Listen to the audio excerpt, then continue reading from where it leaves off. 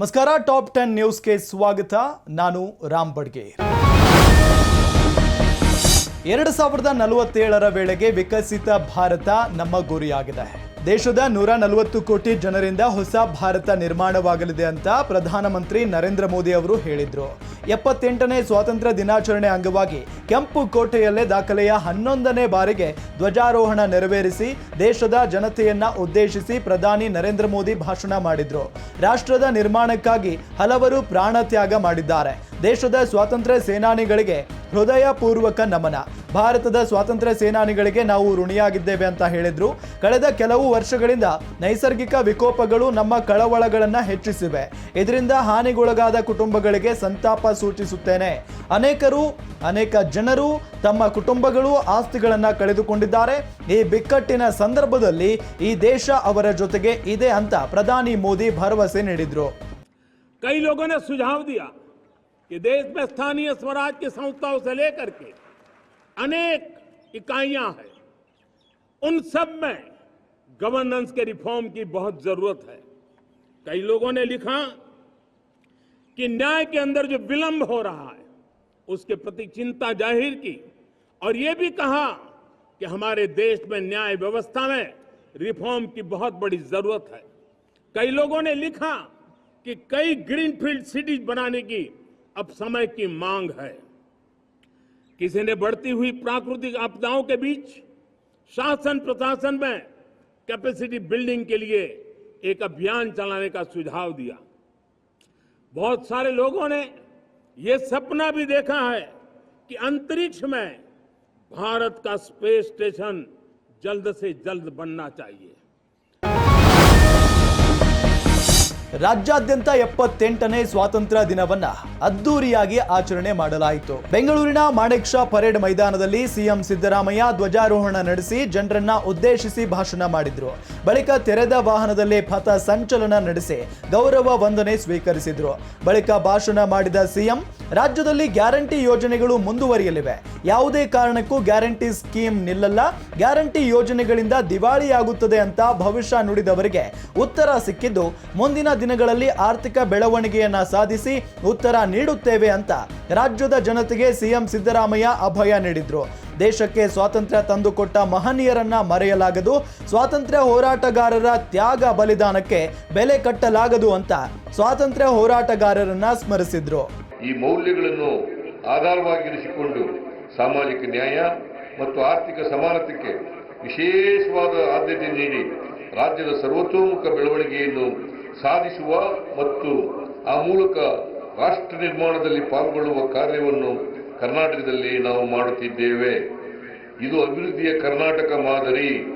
2023ರಲ್ಲಿ ಸ್ಪಷ್ಟ ಬಹುಮತದೊಂದಿಗೆ ಅಧಿಕಾರಕ್ಕೆ ಬಂದ ನಮ್ಮ ಸರ್ಕಾರ ಕಳೆದ 15 ತಿಂಗಳುಗಳ ಅವಧಿಯಲ್ಲಿ ಈ ನಿಟ್ಟಿನಲ್ಲಿ ಸ್ಪಷ್ಟ ಹೆಜ್ಜೆಗಳನ್ನು ಇರಿಸಿದೆ.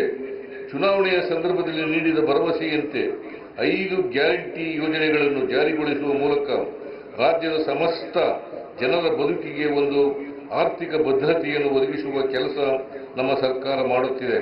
ಹೆಚ್ಚುತ್ತಿರುವ ಆರ್ಥಿಕ ಅಸಮಾನತೆಯಿಂದಾಗಿ ಬಸವಳಿದು ಹೋಗಿರುವ ಜನರ ಬದುಕಿಗೆ ಈ ಯೋಜನೆಗಳು ನೆಮ್ಮದಿ ತಂದಿವೆ. ಈ ಯೋಜನೆಗಳ ಮೂಲಕ ಸಂಪತ್ತಿನ ಮರುಹಂಚಿಕೆ ಒತ್ತು ನೀಡುತ್ತಲೇ ರಾಜ್ಯದ ಆರ್ಥಿಕ ಬೆಳವಣಿಗೆಯನ್ನು ಸುಸ್ಥಿರವಾದ ರೀತಿಯಲ್ಲಿ ಹೆಚ್ಚಿಸಲು ಕೂಡ ಅಷ್ಟೇ ಬದ್ಧತೆಯಿಂದ ಕಾರ್ಯಕ್ರಮಗಳನ್ನು ಹಮ್ಮಿಕೊಂಡಿದ್ದೇವೆ. ಧ್ವಜಾರೋಹಣದ ಬಳಿಕ ಕೇಂದ್ರ ಸರ್ಕಾರದ ವಿರುದ್ಧ ಸಿಎಂ ಸಿದ್ದರಾಮಯ್ಯ ವಾಗ್ದಾಳಿ ನಡೆಸಿದ್ರು. ಒಕ್ಕೂಟ ವ್ಯವಸ್ಥೆಗೆ ಕೇಂದ್ರ ಸರ್ಕಾರ ಸಹಕಾರ ನೀಡ್ತಾ ಇಲ್ಲ. ಅನುದಾನ ಹಂಚಿಕೆಯಲ್ಲಿ ತಾರತಮ್ಯ ಮಾಡ್ತಾ ಇದೆ. ಸಂವಿಧಾನದ ಆಶಯಗಳನ್ನ ಕೇಂದ್ರ ಸರ್ಕಾರ ನಿರ್ಲಕ್ಷ್ಯ ಮಾಡ್ತಾ ಇದೆ. ರಾಜ್ಯಗಳಿಗೆ ಹಣಕಾಸಿನ ಪಾಲನ್ನ ನೀಡದೆ ಒಕ್ಕೂಟ ವ್ಯವಸ್ಥೆಯನ್ನ ನಿರ್ಲಕ್ಷ್ಯ ಮಾಡ್ತಿದೆ. ಅನುದಾನಕ್ಕಾಗಿ ರಾಜ್ಯಗಳು ಕೋರ್ಟ್ ಮೊರೆ ಹೋಗುವಂತೆ ಮಾಡುವುದು ಸರಿಯಲ್ಲ ಅಂತ ಕೇಂದ್ರ ಸರ್ಕಾರದ ವಿರುದ್ಧ ಕಿಡಿಕಾರಿದ್ರು. ಲೋಕಸಭೆ ಚುನಾವಣೆಯಲ್ಲಿ ಜನ ಪ್ರಬುದ್ಧತೆ ಮೆರೆದಿದ್ದಾರೆ. ಪ್ರಜಾಪ್ರಭುತ್ವ ಯಾರ ಕೈಗೊಂಬೆ ಅಲ್ಲ ಎಂಬ ಸಂದೇಶ ನೀಡಿದ್ದಾರೆ. ರಾಜ್ಯಗಳು ಅಭಿವೃದ್ಧಿಯಾದರೆ ಮಾತ್ರ ದೇಶ ಅಭಿವೃದ್ಧಿಯಾಗುತ್ತದೆ. ಹೀಗಾಗಿ ಕೇಂದ್ರ ಸರ್ಕಾರ ರಾಜ್ಯಗಳ ಅಭಿವೃದ್ಧಿಗೆ ಸಮರ್ಪಕ ಅನುದಾನ ಬಿಡುಗಡೆ ಮಾಡಬೇಕು ಅಂತ ಸಿಎಂ ಸಿದ್ದರಾಮಯ್ಯ ಮನವಿ ಮಾಡಿದ್ರು.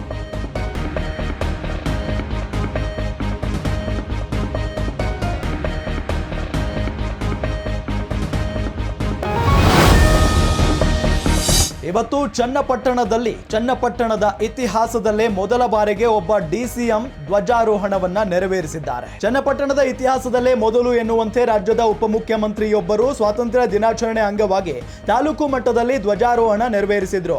ಈ ವೇಳೆ ಮೈದಾನದಲ್ಲಿ ಪೊಲೀಸರ ವಿವಿಧ ತುಕಡಿಗಳಿಂದ ಹಾಗೂ ವಿದ್ಯಾರ್ಥಿಗಳ ಪರೇಡ್ ನಡೆಯಿತು. ಬಳಿಕ ತೆರೆದ ವಾಹನದಲ್ಲಿ ಪಥ ಸಂಚಲನ ನಡೆಸಿದ ಡಿಸಿಎಂ ಡಿಕೆ ಶ್ರೀ ಗೌರವ ವಂದನೆ ಸ್ವೀಕರಿಸಿದ್ರು.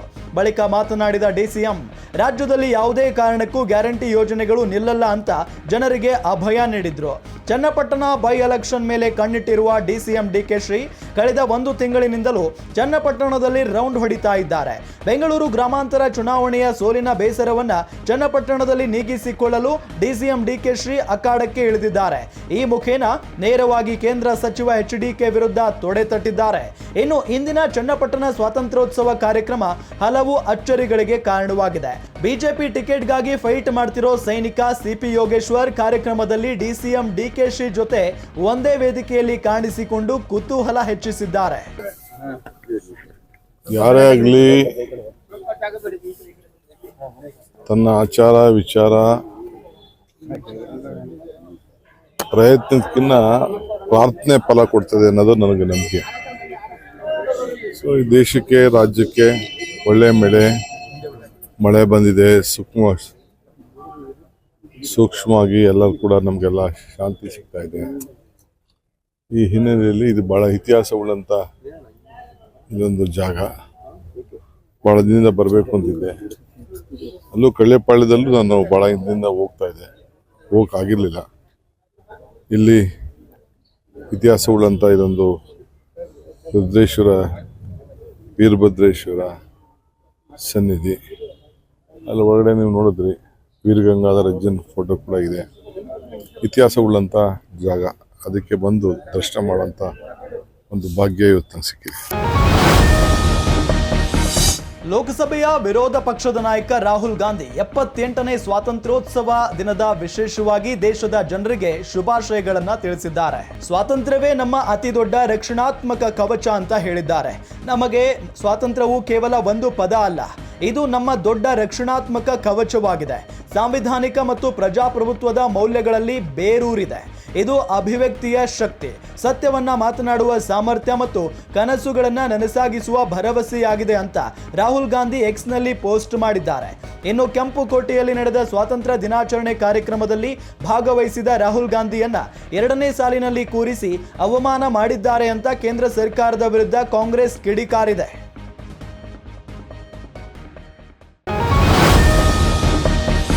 ಬಳ್ಳಾರಿಗೆ ಪಾದಯಾತ್ರೆಗೆ ಹೊರಡ್ತೀವಿ ಅಂತ ಹೇಳಿರುವಂತ ಬಿಜೆಪಿಯ ಬಂಡಾಯ ನಾಯಕರಿಗೆ ನಾನು ಸಪೋರ್ಟ್ ಮಾಡ್ತೀನಿ ಅಂತ ಅಚ್ಚರಿಯ ಹೇಳಿಕೆಯನ್ನ ವಿಪಕ್ಷ ನಾಯಕ ಆರ್ ಅಶೋಕ್ ನೀಡಿದ್ದಾರೆ. ಇದು ನಿಜಕ್ಕೂ ಕೂಡ ಎಲ್ಲರಿಗೂ ಅಚ್ಚರಿಯ ವಿಚಾರ. ಬಳ್ಳಾರಿ ಪಾದಯಾತ್ರೆ ಬಗ್ಗೆ ಬೆಂಗಳೂರಿನಲ್ಲಿ ಮಾತನಾಡಿದ ಆರ್ ಅಶೋಕ್, ಬಸನಗೌಡ ಯತ್ನಾಳ್ ಅವರು ಅನುಮತಿ ಕೊಟ್ರೆ ಬಳ್ಳಾರಿ ಪಾದಯಾತ್ರೆಯಲ್ಲಿ ನಾನು ಭಾಗಿಯಾಗ್ತೀನಿ ಅಂತ ಹೇಳಿ ಕುತೂಹಲ ಮೂಡಿಸಿದ್ದಾರೆ. ಯತ್ನಾಳ್ ಬಣದ ಪಾದಯಾತ್ರೆ ನಡೆಯಬೇಕು ಅನ್ನೋದು ನನ್ನ ಆಸೆ. ಪಾದಯಾತ್ರೆ ಪರವಾಗಿ ಬಿಜೆಪಿಯಲ್ಲಿ ಅನೇಕರಿದ್ದಾರೆ, ಆ ಅನೇಕರಲ್ಲಿ ನಾನು ಒಬ್ಬ ಅಂತ ಹೇಳುವ ಮುಖೇನ ರಾಜ್ಯ ಬಿಜೆಪಿ ವಲಯದಲ್ಲಿ ತೀವ್ರ ಚರ್ಚೆಗೆ ಎಡೆ ಮಾಡಿಕೊಟ್ಟಿದ್ದಾರೆ. ಬಳ್ಳಾರಿ ಪಾದಯಾತ್ರೆ ರಮೇಶ್ ಜಾರಕಿಹೊಳಿ ಯತ್ನಾಳ್ ಅವರು ಎಲ್ಲರೂ ಹೇಳಿರೋವಂಥದ್ದು ಕೇಂದ್ರದ ನಾಯಕತ್ವ ಅನುಮತಿ ಕೊಟ್ಟರೆ ನಾವು ಮಾಡ್ತೀವಿ. ಕೇಂದ್ರ ನಾಯಕರ ಅನುಮತಿ ಕೊಟ್ಟರೆ ನಾವು ಕೂಡ ಭಾಗವಹಿಸ್ತೀವಿ. ಅದರಲ್ಲೇನು ಕೇಂದ್ರ ನಾಯಕರು ಯಾವ ಟೈಮಲ್ಲಿ ಮಾಡಬೇಕು ಅಂತ ಹೇಳ್ತಾರೆ, ಅದನ್ನು ನೋಡಿ ಮಾಡೋದು ಒಳ್ಳೆಯದು. ಅದರಲ್ಲೇನು ಎರಡು ಮಾತಿಲ್ಲ ಯಾರ್ದೂ ಪಾರ್ಟಿಯಲ್ಲಿ. ಯಾಕಂದರೆ ಮೊದಲನೇ ತೀರ್ಮಾನ ಆಗಿತ್ತು ಬಳ್ಳಾರಿದ ಮತ್ತು ಮೂಡಾದ ಅಂತ ಮೊದಲೇ ತೀರ್ಮಾನ ಆಗಿತ್ತು. ಫಸ್ಟ್ ಮೂಡಾದ ಮಾಡಬೇಕು ಅನ್ನೋ ತೀರ್ಮಾನ ಪಾರ್ಟಿಯ ನಮ್ಮ ಹೈಕಮಾಂಡ್ ಹೇಳಿದ್ದು. ಅದಕ್ಕೋಸ್ಕರ ನಾವು ಮಾಡಿದ್ವಿ. ಒಗ್ಗಟ್ಟಿಲ್ಲ ಅಂತ ನೋಡಿ, ಸಣ್ಣ ಪುಟ್ಟ ವ್ಯತ್ಯಾಸ ಇರೋದು ನಾನು ಗಮನಕ್ಕೆ ಬಂದಿದ್ದೆ, ಪತ್ರಿಕೆಯಲ್ಲಿ ಬಂದಿದೆ, ಅವರು ಕೂಡ ಮಾತಾಡಿದ್ದಾರೆ. ಸೊ ಅದೆಲ್ಲವನ್ನ ಕೂಡ ಈಗಾಗಲೇ ಯತ್ನಾಳ್ ಅವ್ರನ್ನ ಹಲವಾರು ಬಾರಿ ರಮೇಶ್ ಜಾರಕಿಹೊಳಿ ಅವ್ರನ್ನ ಕೇಂದ್ರ ನಾಯಕರು ಕರೆಸಿ ಮಾತಾಡಿದ್ದಾರೆ. ಸೊ ಅಲ್ಲೇನಾಯಿತು ಅಂತ ನನಗೂ ಗೊತ್ತಿಲ್ಲ. ಮುಂದೆನೂ ಕೂಡ ಈಗ ಕೇಂದ್ರದ ನಾಯಕ ನನ್ನೊಂದು ರಾಷ್ಟ್ರೀಯ ಪಕ್ಷ ಇರೋದ್ರಿಂದ ಕೇಂದ್ರ ನಾಯಕರ ಗಮನಕ್ಕೆ ಇವೆಲ್ಲವನ್ನ ತರ್ತೀನಿ, ಫೋನ್ ಮುಖಾಂತರ ಮಾತಾಡ್ತೀನಿ, ಮಾತಾಡಿ ಕೇಂದ್ರದ ನಾಯಕರ ಗಮನಕ್ಕೆ ತರ್ತೀನಿ. ಆದಷ್ಟು ಶೀಘ್ರವಾಗಿ ಈ ಸಣ್ಣ ಪುಟ್ಟ ಭಿನ್ನಾಭಿಪ್ರಾಯಗಳಿಂದ ಅದು ಬಗೆಹರಿಸುತ್ತೆ. ಒಟ್ಟಾಗಿ ನಾವೆಲ್ಲರೂ ಕೂಡ ಕಾಂಗ್ರೆಸ್ ವಿರುದ್ಧ ಹೋರಾಟ ಮಾಡುವ ಶಕ್ತಿ ಬರ್ತದೆ. ಬೆಂಗಳೂರಿನ ರಸ್ತೆಗಳ ವಿಚಾರ ಆಗಾಗ ಸದ್ದು ಮಾಡುತ್ತಲೇ ಇರುತ್ತೆ. ಇವತ್ತು ಕೂಡ ಬೆಂಗಳೂರಿನಲ್ಲಿರುವ ಹೆಬ್ಬಾಳದ ರಸ್ತೆಯ ವಿಚಾರ ಮತ್ತೊಮ್ಮೆ ಮುನ್ನೆಲೆಗೆ ಬಂದಿದೆ. ಬೆಂಗಳೂರಿನಲ್ಲಿ ವೀರಣ್ಣ ಪಾಳ್ಯದಿಂದ ಹೆಬ್ಬಾಳ ಕಡೆಗಿನ ರಿಂಗ್ ರೋಡಿನ ಸರ್ವಿಸ್ ರಸ್ತೆಯ ವಿಡಿಯೋವನ್ನ ಸಾರ್ವಜನಿಕರು ನನಗೆ ಕಳಿಸಿದ್ದಾರೆ. ಬಿಬಿಎಂಪಿ ಆಯುಕ್ತರು ಅಥವಾ ಬಿಎಂಆರ್ಸಿಎಲ್ ಎಂಡಿ ಯಾರಾದರೂ ಆಗಲಿ ದಯವಿಟ್ಟು ಗುಂಡಿಯನ್ನ ಮುಚ್ಚಿ ರಸ್ತೆ ದುರಸ್ತಿ ಮಾಡಿ ಸಾರ್ವಜನಿಕರ ಸಮಸ್ಯೆಯನ್ನ ಪರಿಹರಿಸಿ ಅಂತ ಕಂದಾಯ ಸಚಿವ ಕೃಷ್ಣ ಬೈರೇಗೌಡ ಟ್ವೀಟ್ ಮಾಡಿರೋದು ಸಾಮಾಜಿಕ ಜಾಲತಾಣಗಳಲ್ಲಿ ವೈರಲ್ ಆಗಿದೆ. ಕಾಂಗ್ರೆಸ್ ಸರ್ಕಾರದಲ್ಲಿ ಸ್ವತಃ ಕಂದಾಯ ಸಚಿವರೇ ರಸ್ತೆ ರಿಪೇರಿಗೆ ಬೇಡಿಕೊಳ್ಳುವಷ್ಟು ಅಸಹಾಯಕರ ಅಂತ ಜನ ಪ್ರಶ್ನಿಸುತ್ತಿದ್ದಾರೆ. ಇನ್ನು ಈ ಬಗ್ಗೆ ಟ್ವೀಟ್ ಮಾಡಿರುವ ವಿಪಕ್ಷ ನಾಯಕ ಆರ್ ಅಶೋಕ್, ಕಂದಾಯ ಸಚಿವರಾದ ಕೃಷ್ಣ ಬೈರೇಗೌಡರು ಅತ್ಯಂತ ಅಸಹಾಯಕರಾಗಿ ಬಿಬಿಎಂಪಿ ಬಿಎಂಆರ್ಸಿಎಲ್ ಅಧಿಕಾರಿಗಳಿಗೆ ರಸ್ತೆ ಗುಂಡಿ ಮುಚ್ಚುವಂತೆ ಬೇಡಿಕೊಳ್ಳುತ್ತಿರೋದನ್ನ ನೋಡಿದ್ರೆ ಈ ರಾಜ್ಯದ ಕಾಂಗ್ರೆಸ್ ಸರ್ಕಾರ ಎಂತಹ ದರಿದ್ರ ನಾಲಾಯಕ ಸರ್ಕಾರ ಅನ್ನೋದು ಸ್ಪಷ್ಟವಾಗುತ್ತದೆ ಅಂತ ಕಿಡಿಕಾರಿದ್ದಾರೆ. ಚಾಮುಂಡಿ ಬೆಟ್ಟ ನಮ್ಮ ಒಡೆಯರ್ ಸಂಸ್ಥಾನಕ್ಕೆ ಸೇರಿದ್ದು ಅಂತ ಸಂಸದರು ಹೇಳಿದ್ದಾರೆ. ಚಾಮುಂಡಿ ಬೆಟ್ಟ ನಮ್ಮ ಒಡೆಯರ್ ಸಂಸ್ಥಾನಕ್ಕೆ ಸೇರಿದ್ದು, ಪ್ರಾಧಿಕಾರ ರಚನೆ ಅಗತ್ಯ ಇಲ್ಲ ಅಂತ ಮೈಸೂರು ಸಂಸದ ಯದುವೀರ್ ಒಡೆಯರ್ ಹೇಳಿದ್ದಾರೆ. ಸರ್ಕಾರ ಚಾಮುಂಡಿ ಬೆಟ್ಟ ಪ್ರಾಧಿಕಾರ ರಚನೆ ಮಾಡಿದ ವಿಚಾರಕ್ಕೆ ಸಂಬಂಧಪಟ್ಟಂತೆ ಮಾತನಾಡಿದ ಯದುವೀರ್, ಚಾಮುಂಡಿ ಬೆಟ್ಟ ಈಗ ಹೇಗಿದೆಯೋ ಮುಂದೆಯೂ ಹಾಗೆಯೇ ಇರಲಿ. ಚಾಮುಂಡಿ ಬೆಟ್ಟ ಪ್ರಾಧಿಕಾರ ರಚನೆಗೆ ಕೋರ್ಟ್ ತಡೆಯಾಜ್ಞೆ ನೀಡಿದೆ. ದೇವಸ್ಥಾನದ ಜೊತೆ ಯಾವ ಸಂಸ್ಥಾನದ ಸಂಬಂಧ ಇದೆಯೋ ಆ ಸಂಸ್ಥಾನಕ್ಕೆ ದೇವಸ್ಥಾನ ಸೇರಬೇಕು ಅಂತ ಪರೋಕ್ಷವಾಗಿ ಚಾಮುಂಡಿ ಬೆಟ್ಟ ತಮ್ಮ ಆಸ್ತಿ ಅಂತ ಹೇಳಿದ್ರು. ಮೈಸೂರು ಅರಮನೆಯಲ್ಲಿ ಸಂಪ್ರದಾಯದಂತೆ ಖಾಸಗಿ ದಸರಾವನ್ನ ಮೈಸೂರು ರಾಜ ಮನೆತನದವರು ನಡೆಸಲಿದ್ದಾರೆ. ಯಾವುದೇ ಬದಲಾವಣೆ ಆಗೋದಿಲ್ಲ ಅಂತ ಸಂಸದ ಯದುವೀರ್ ಹೇಳಿದ್ರು. ಬೆಂಗಳೂರಿನ ಮಾಣಿಕ್ ಷಾ ಮೈದಾನದಲ್ಲಿ ಅದ್ದೂರಿಯಾಗಿ ಸ್ವಾತಂತ್ರ್ಯ ದಿನವನ್ನ ಆಚರಣೆ ಮಾಡಲಾಯಿತು. ಈ ದಿನಾಚರಣೆಯಲ್ಲಿ ಹಲವು ಕಾರ್ಯಕ್ರಮಗಳನ್ನು ಹಮ್ಮಿಕೊಳ್ಳಲಾಗಿತ್ತು. ಈ ವೇಳೆ ಮರಾಠ ರೆಜಿಮೆಂಟ್ ಯೋಧರ ಮೈ ನವಿರೇಳಿಸುವ ಮಲ್ಲಗಂಬ ಕಸರತ್ತು ಎಲ್ಲರನ್ನೂ ಮೂಕ ವಿಸ್ಮಿತರನ್ನಾಗಿ ಮಾಡಿತ್ತು.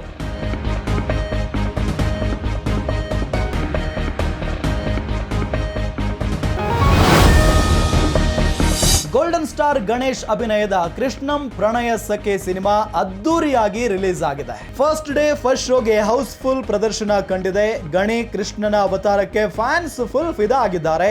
ಶ್ರೀನಿವಾಸ ರಾಜು ನಿರ್ದೇಶನದ ಚಿತ್ರದಲ್ಲಿ ಪ್ರಣಯ ಸಖಿಯರ ಜೊತೆ ಗಣಿ ಕಮಾಲ್ ಮಾಡಿದ್ದು, ಚಂದನವನಕ್ಕೆ ಗಣಿ ಮತ್ತೊಮ್ಮೆ ಮ್ಯೂಸಿಕಲ್ ಹಿಟ್ ಚಿತ್ರ ನೀಡಿದ್ದಾರೆ. ಚಿತ್ರ ನೋಡಿದ ಪ್ರೇಕ್ಷಕರು ಮುಂಗಾರು ಮಳೆ ಸಿನಿಮಾವನ್ನ ನೆನಪಿಸಿಕೊಂಡಿದ್ದಾರೆ. ಇನ್ನು ಸಿನಿಮಾ ಪ್ರದರ್ಶನದ ವೇಳೆ ನರ್ತಕಿ ಚಿತ್ರಮಂದಿರಕ್ಕೆ ಭೇಟಿ ನೀಡಿದ ಗಣಿ ಪ್ರೊಜೆಕ್ಟರ್ ರೂಮ್ನಲ್ಲಿ ನಿಂತು ಸಿನಿಮಾ ನೋಡಿ ಆಡಿಯನ್ಸ್ ರೆಸ್ಪಾನ್ಸ್ ನೋಡಿ ಫುಲ್ ಥ್ರಿಲ್ ಆಗಿದ್ದಾರೆ.